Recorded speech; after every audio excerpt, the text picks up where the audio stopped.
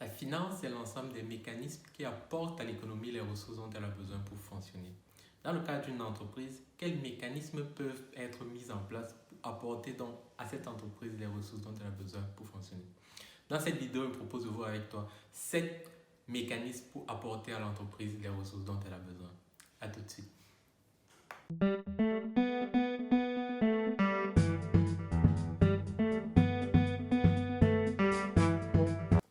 Bonjour à toi et bienvenue sur ma chaîne. Moi, c'est Kevin Toussi et cette chaîne on parle de deux principales thématiques, comptabilité et finance. Il est question de vulgariser au maximum les concepts de base de la comptabilité et de la finance, de développer, de voir ensemble les métiers de ces deux secteurs-là, mais aussi et surtout de répondre aux problématiques de ceux qui évoluent dans ce secteur. Dans cette vidéo, je propose de voir avec toi 7 mécanismes qui apportent à l'entreprise les ressources dont elle a besoin pour fonctionner. Le premier mécanisme de financement d'une société est l'augmentation des capitaux. Il s'agit tout simplement de permettre à d'autres actionnaires ou alors les actionnaires existants d'augmenter leur contribution au capital ou alors d'entrer dans la société au travers de leur apport en capital. Il est important de comprendre que lorsque d'autres actionnaires intègrent le capital de la société, les actionnaires préexistants seront dilués dans le sens où ils auront moins de pouvoir, moins de droits sur la société qu'auparavant. Les actionnaires qui arrivent donc participeront de cette façon-là aux gains, mais aussi aux pertes de la société. Plusieurs catégories d'actions sont possibles. On a des actions dites simples ou alors ordinaires plutôt.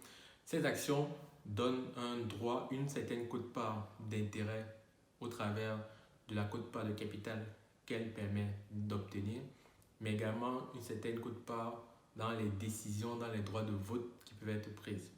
Tandis que dans un deuxième plan, on a les actions avec des droits préférentiels, avec des droits spécifiques. On peut avoir des actions à droit de vote double. Donc lorsque un actionnaire possède une action à droit de vote double, comme on le comprend bien, il a 2 droits de vote comparativement à un actionnaire qui a des actions dites ordinaires. On peut avoir des actions à droit préférentiel sur les dividendes par exemple.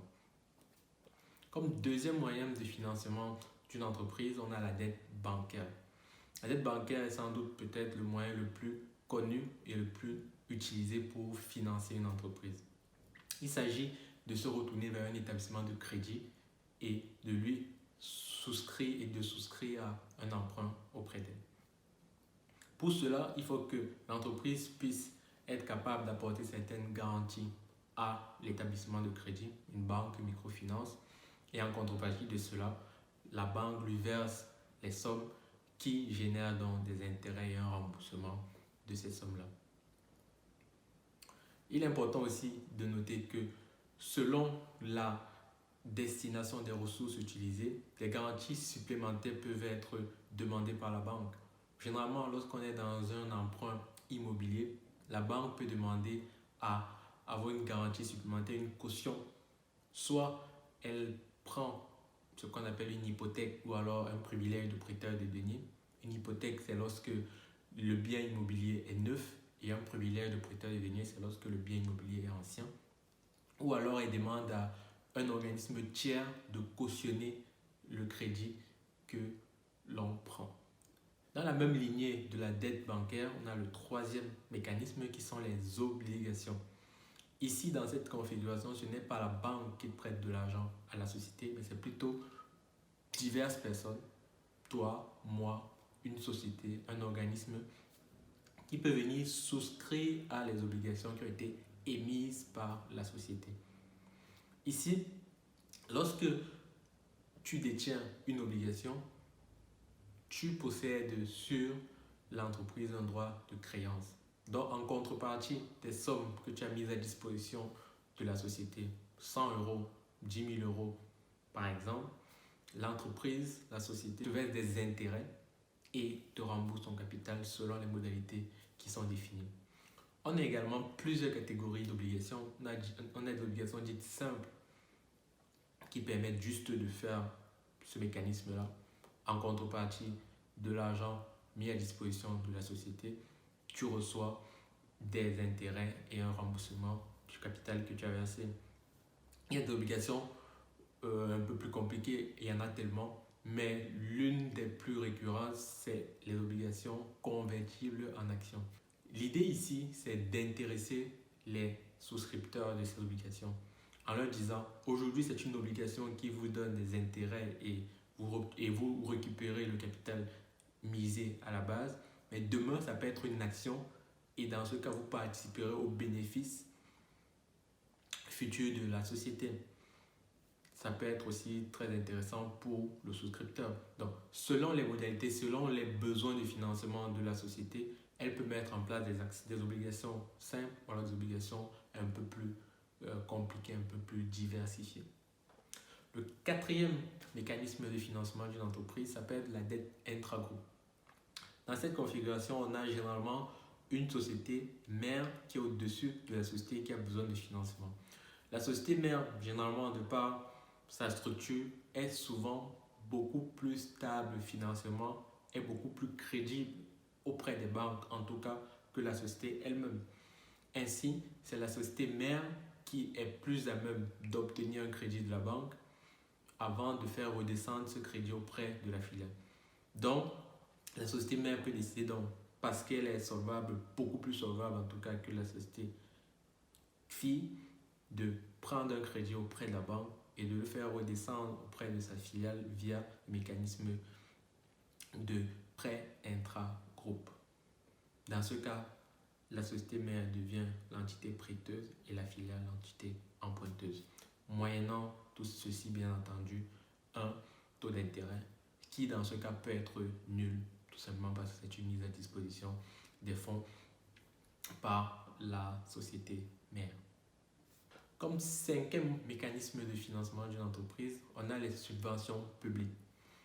Souvent, c'est un mécanisme négligé, mais pourtant, selon le pays dans lequel on se trouve, selon les départements, selon la région dans laquelle on se trouve, des subventions publiques peuvent exister pour l'activité que l'entreprise effectue. Bien entendu, dans le but de encourager, de faciliter la création des emplois dans le département, dans la région, dans le pays, les collectivités publiques peuvent mettre à disposition des entreprises des subventions. Donc, en contrepartie, il s'agira juste de respecter le cahier de charges qui est fourni par la collectivité publique. Il n'y a pas de contrepartie financière dans ce cas. Il y a juste des garanties, il y a juste un cahier de charges à respecter pour pouvoir bénéficier de cela. Un exemple basique, c'est dans le domaine du logement. Une entreprise peut recevoir une subvention d'investissement pour acquérir des logements qu'elle va mettre en location auprès de la population. L'un des cahiers de charges, l'un des critères que la collectivité publique en question peut demander est de maintenir les loyers de ces logements à un niveau bien défini pour, bien entendu, vous l'aurez compris, faciliter l'accession à un logement pour la population. Le sixième moyen de financement, celui-ci touche plutôt les entreprises qui sont encore au début, au stade de projet, au stade d'idée. Il s'agit de l'incubateur. Il permet à ces porteurs de projets d'être accompagnés financièrement, mais aussi non financièrement. Financièrement au travers de ressources pour effectuer tout ce qui est nécessaire au début, mais également de façon non financière, mais plutôt un accompagnement pour, par exemple, les études de faisabilité, la mise sur pied d'un business plan solide et l'accompagnement pour la défense de ce business plan devant une banque, par exemple. Autant de situations, autant de besoins que peut avoir une entreprise qui est jeune et qui n'a pas encore les ressources humaines, notamment nécessaires pour porter à bien ce projet. Comme septième et dernier mécanisme que je veux partager avec vous qui permet d'apporter à l'entreprise du financement, on a ce qu'on appelle les business angels. Dans le même cadre qu'un incubateur, ils interviennent généralement lorsqu'une entreprise est encore à ses débuts et encore à ses balbutiements. Tu te rappelles sans doute de l'émission qui s'intitule « Qui veut être mon associé ?» qui passe sur M6, où des jeunes entrepreneurs viennent pitcher des chefs d'entreprise qui cherchent où investir leur épargne, où investir leur argent, des moyens de diversifier leurs investissements. Dans cette émission, si tu ne la connais pas, les entrepreneurs ont généralement un temps très court pour exposer leur idée et convaincre du coup les autres pour venir investir dans leur capital. Là où tu l'auras bien compris, il s'agit pour les investisseurs qui sont de l'autre côté de la table de valider très rapidement si le projet est viable et de décider d'investir en tant qu'associé avec les porteurs de projet. On a donc au moins ces 7 mécanismes qui permettent à l'entreprise d'apporter, de trouver les ressources dont elle a besoin pour financer son activité. Il y en a sans doute d'autres. Dis-le moi dans les commentaires si tu en connais d'autres. N'hésite pas à me laisser un pouce bleu si la vidéo t'a plu, mais aussi et surtout abonne-toi à cette chaîne et active la cloche de notification pour ne rater aucune autre vidéo comme celle-ci. À très vite.